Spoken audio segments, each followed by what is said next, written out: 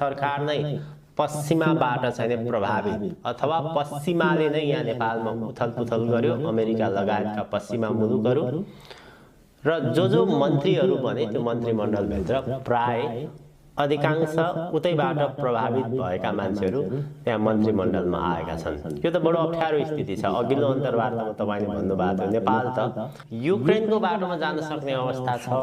म तपाईलाई आउँछु। यसको अन्तर्राष्ट्रिय पाटो यो अन्तरिम सरकार भित्र भनेका मन्त्रीहरूको विषयमा अलिकति बताइदिनु। पहिले एउटा मन्त्रीको त कुरै नगर्नु, किनभने सबैको अहिले ब्याकग्राउन्ड आइसकेको छ। कुनै न कुनै एनजिओ खास गरिकन बारबारा फाउन्डेसनसँग सम्बन्धित नभएको कोही पनि रहन्छ।